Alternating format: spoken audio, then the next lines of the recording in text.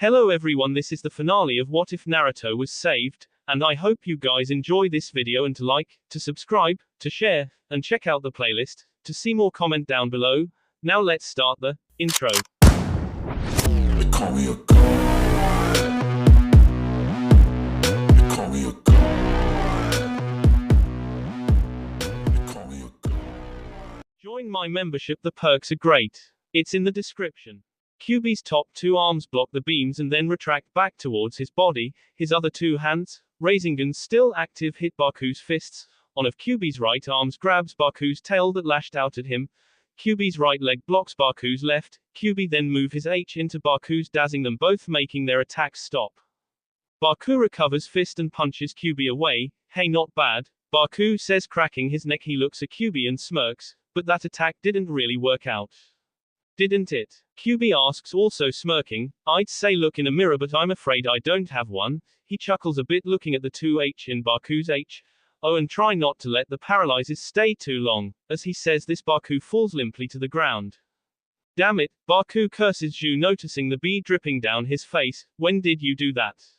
He questions, struggling to stand up before it was too late.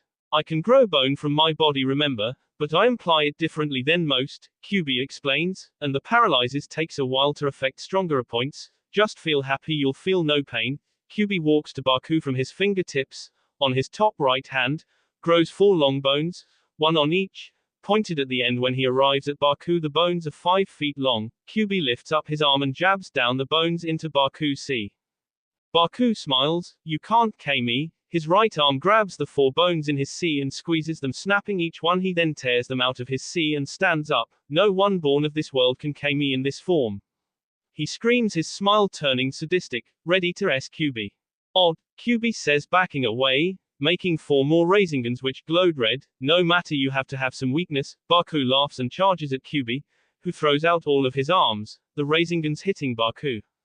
Baku goes flying away, eventually colliding with the ground and making a huge trench. When he stops, Kyuubi is standing over him. Spikes emerge from his eye. Kyuubi then forms 4 more Rasengans, but this time combining them in the center of his C, destroying the bones in the process, to form one huge Rasengan. He then throws this into Baku's C. The rock around him gets destroyed as he plummets towards the Earth's core.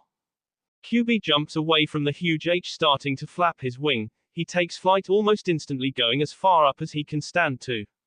The rock which incases Baku below explodes from a human-sized H to nearly a city-sized H. Baku at the bottom, very pissed off, he looks up and then jumps as high as he can, which equals the height that Kyuubi is currently flying. The next thing the onlookers know is Kyuubi falling fast towards very center of the H with enough force to make it nearly 5 meters deeper. Baku is following Kyuubi downwards, arms extended, his legs being the highest point on his body.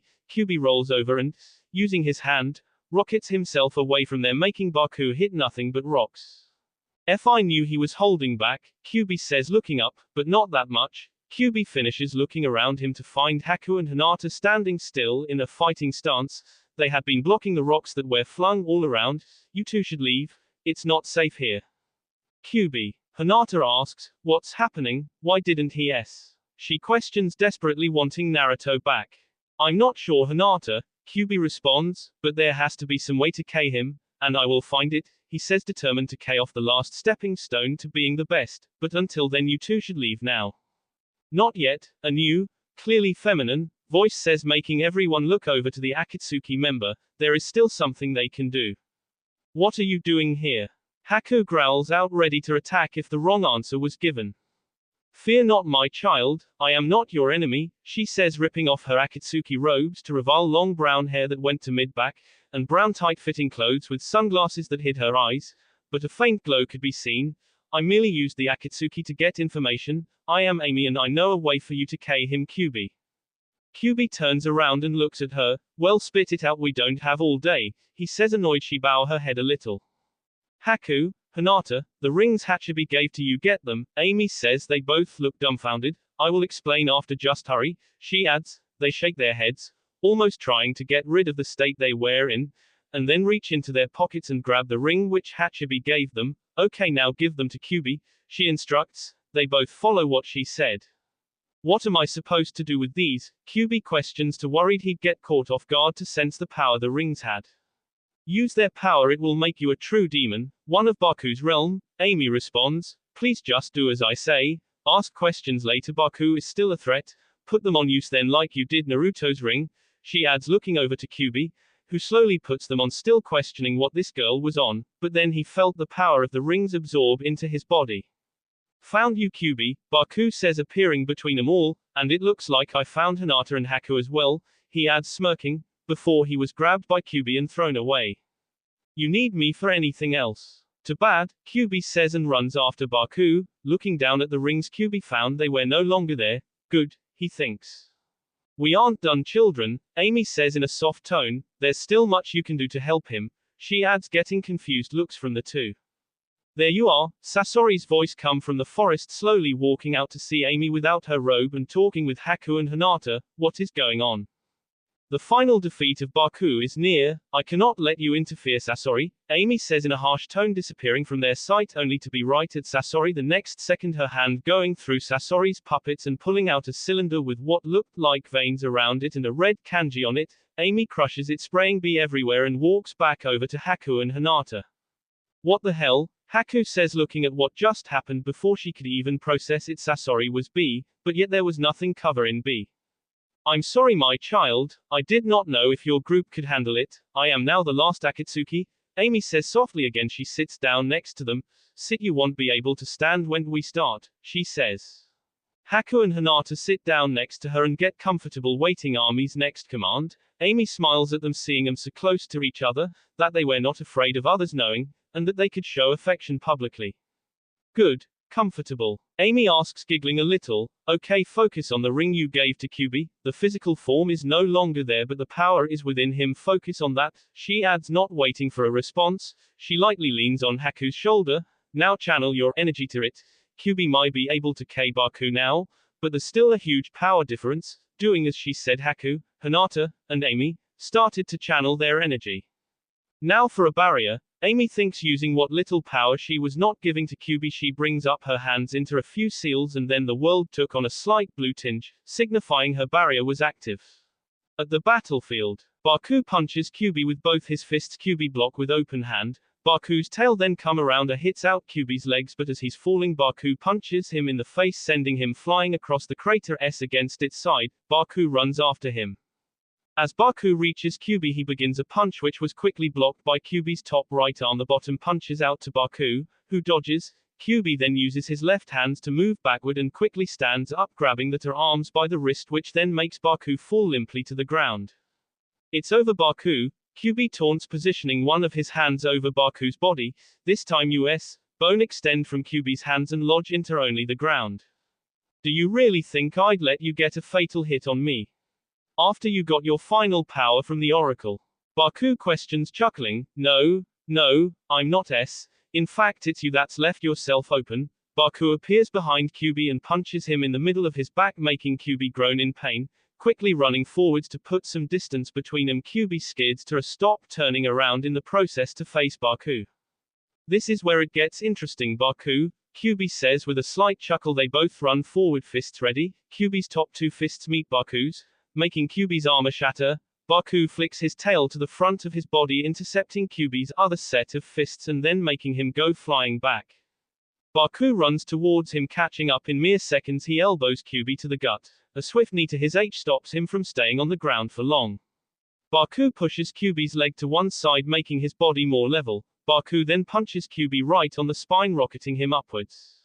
Baku jumps into the air, passing by Kyubi. As Baku reaches the full height of his jump, he sticks out a leg. Plummeting downwards, he misses his target and Kyubi flies higher. Running away, a wee Kuyyybi. Baku shouts. He starts to crouch, preparing for a higher jump, when a fury of black rockets down at him, jumping away only milliseconds before the rock where he was shatters into million of pieces, maybe of which he could not block, eventually burying him alive. Not on or life, Kyubi responds, standing up from the 3-mile crater he just made. He then unfurrows his wings, walking slowly away from where Baku would most likely emerge from, to give him more time to block the projectiles. As expected, many rocks explode outwards to revile an angry Baku. You will pay for that, Kyubi, Baku threatens, disappearing into thin air. He rematerializes next to Kyubi, both his fists on Kyubi's C, the armor just now breaking apart. but instead of an expression of pain on his face, Kyubi was smirking. You'll be stop smirking. You wish I was. The Kyubi in front of Baku that disappears and dual Rasengan small into Baku's back, who screams so loud it could almost burst your eardrums. Baku then starts to get pushed away, but a bone spike emerges in front of him. I don't think I'll let you fly away this time. Kyubi then retracts his hands, not needing them there and more. He walks to the side of Baku and places all of his hand on his side, one higher than the other. From each of his hand emerges a bone spike, each going straight through his body, making Baku's eyes go wide before they fall shut. Kyubi then sighs and walks over to where Hinata and Haku were, but finding it covered over completely with rocks. Well, let's hope they moved like I told them to, Kyubi said tiredly. He walks away from the pile to a toppled tree and sits there completely wasted. Him nearly falls asleep sitting down, but just then the rocks start to move. They were all moving away from the original area. Eventually, when all the rock cleared, Haku, Hinata and Amy were still sitting there, all but Amy were sleeping. Kyubi dear, come here, Amy says almost motherly, not having enough energy to even think straight. He stands up and blindly walks towards the voice, stumbling a bit every now and then, but as gets he collapses, yet he never hit the ground, for Amy saved him. You did good, child, she says smiling warmly. She places him by Haku and Hinata. Rest for now, you deserve it. Let's just hope you don't have to end it tomorrow, she says sadly, curling up next to them and started falling asleep as well. Before Amy could fall fully asleep, Kyubi shifted back to Naruto, who then managed to crawl closer to Haku and Hinata and cuddle with them before passing out, which brings a small smile to Ami's face before she too falls asleep. The next morning. Wake up, child, a strangely familiar voice urged gently. You've been asleep for nearly 12 hours. It said again, this time the half asleep Naruto felt someone gently shaking him. Using the slight rocking, he manages to flip himself over so his back was on the ground and then slowly opens his eyes. I'm awake, Naruto says dryly. Slowly he manages to sit up. I feel like someone threw a tree at me, he complained, earning two sets of arms around him and 2K on the sides of his H. I'm so glad you're back, Naruto-kun, Hinata and Haku say gently, cuddling closer to him. And I'm glad to be back and that you're safe, Naruto says, trying to wrap an arm around each of them, but failing to get his arms out from where they were smoshed together. Who are you? He questions, looking at Amy. Not surprising, she mutters under her breath. I am Amy, she adds loud enough for them to hear. She then turns around to the fire that Naruto just noticed was going. When she turns back, there were 3 plates in her hands. Managing to put them all by Haku, Hinata and Naruto, she steps back a bit. Here, eat up, you need your strength. Just as she finishes, Naruto's stomach growls, making him blush lightly. What about you? Haku asks concernedly. You're bound to need food too, she says, reaching down to her plate and preparing to split it in half. It's fine, Amy says, turning back to the fire. There's still more to be made, she adds with a sigh that she thought no one caught. Nearly 30 minutes later, the rest of the food was done cooking and they all ate their fill. There was still a lot of food left uneaten. Think you made too much food, Naruto states, making Amy shake her H. She stands up and walks to the side of the H which they were still in and leans heavily on it. There's much you need to know, Amy says, sighing softly. First, I am Amy, the oracle of this dimension, an overseer chosen by the gods to make sure that the timeline stays on track.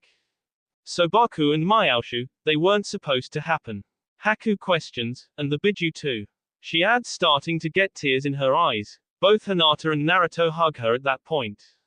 Not only them, but you too, Amy says sadly. You 3 along with Gaara were countermeasures. I was not strong enough to send them back, so this was all I could do. You parents are still your parents, but you would have been stillbirths. What I'm supposed to do now is KU. What? Why? Naruto shouts, starting to draw on the demonic powers. Shush, let me finish, my child, Amy says softly, turning around with sad eyes. I've been told that by my predecessor, but I can't bear it. It would be so cruel. I have only one other option. Make you 3 the new oracles. Of course this law is much more than just that. As such you have to make the choice. Please decide soon. Haku, Hinata and Naruto whisper among themselves for a while before all facing Amy and at the same time saying, we accept. Good. First I'll tell you what is expected. You 3 will be able to see the timeline. All of the events that have and will ever happen, of course, with one being able to see them, they can now alter anything they want. Meaning that if you look at your destiny, it is no longer your destiny. There are a few things that are not allowed in the world. Interdimensionally rifts, resurrection of the bee, and time travel. If anyone somehow gains these things, it is your duty to kill them and destroy whatever gave them that power. There's one more thing, since the Bijuan that we're never supposed to be here and the fact that you will be the oracles, there is a way to revive them. For only one day at a time, of course, and when they are revived they will have no more power than a villager. They can be revived as many times as you want as long as their be are completely destroyed, and you wait a month in between each rebirthing. Amy explains, panting slightly, for she had tried to say it too quickly. If you want, I can revive them right now. No, Hinata says, as you said, revive of the bee is not allowed, she adds, hanging her head, for she had wanted to see them again. Amy smiles warmly. My child, this is not a trick. Anything and everything that you do will not affect the rest of the world. Well, for personal reasons, that is. You will no longer be something that could destroy this dimension, you would be the keepers of it, and by the powers of the gods there is nothing for personally reasons can a true oracle do that will upset the balance, and only one's true of heart can be the oracle. But, isn't that contradictory? How can there be fate if you know what it is? Haku says, wouldn't you be able to change it then? She adds, still confused. Amy smiles at her. That is why the oracle does not interfere with the timeline. For you, as soon as or if you look at your destiny, it's no longer yours. The plans that were laid out before are still there, but they can be changed. Amy explains. She walks up to the three children and pulls them all into a hug. I'm sorry for that hard life you had to endure. Even if it was a lot better than most, you three deserve to be royalty for what you've done here. I only wish I could have been more involved with your lives, she whispers, barely loud enough for them to hear. It's okay, they all say at the same time, and then proceed to hug her back, all thinking back to a happier time when everyone they loved were still alive. No, Amy says abruptly, pulling away, startling the other three. It's not okay. I shouldn't make this any harder on you than it has to be. Naruto, activate your Sharingan. I am going to revive everyone. As soon as she finishes, she walks to the center of the H and draws in the dirt a pentagram with many different symbols around it. She then sits in the center and places her hands just outside the middle shape. She starts to pump chakra into the pentagram, lighting up all of the lines. She starts to chant in a Furan language. Everything turned black for a second or two, and when the light came back, the Biju and Gaara were standing where Amy once was. What's going on? Shichibi questions, looking around. Why are we all back here? Zakimaru. Serena yells, jumping onto his back and cuddling close as possible to him. What happened? She whispers in his ear. Hachibi quickly finds a way to turn around and hug Sanbi back, and then drawing her into a long K. The oracle, where is she? Naruto, Hinata, Haku. Hachibi asks, slightly turning his head. I don't know. They all answered. She was sitting where you guys appeared a minute ago, Hinata went on. I am still here. Army's voice sound behind Haku, Hinata, and Naruto, but we still have a few things to do. Come with me, Haku, Hinata, Naruto, the rest of you stay here.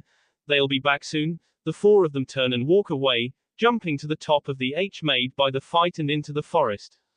That looked like a satanic ritual, Naruto commented, not thinking, which made Haku and Hinata glare at him. It is a dark arts ritual, nothing that no holy men created that for sure, Amy responded with a dull tone. You got that all right, Naruto. Why yeah, more or less. Think I'll let Kyuubi do the symbols though, Naruto says unsurely. Hinata and Haku just hit their heads together softly before going back to hugging him and each other. Very well, at least that will work, Amy says in her usual soft voice. Now gather round me and hold hands, stay about 5 feet back. They do as they were commanded, and then Amy smiles once more before moving her arms to the front of her body into a position that looked as if she were holding something, a staff as tall as she was appeared in front of her. Her eyes start to glow brighter, now clearly purple, until it could light a whole room. By the powers of God, I give up my powers and hereby declare Naruto, Haku, and Hinata as the new oracles, she says, falling into a low chant in the same language as before. The glow in her eyes start to envelop her whole body. Soon the glow started to move from her to the three in front of her. As soon as the glow was gone from her body, the staff rises up until it was completely above her. It moves slightly back and then drops forcefully to the ground, going clean through her body and amending itself in the ground below, just enough so that the weight of her body would not tilt it over.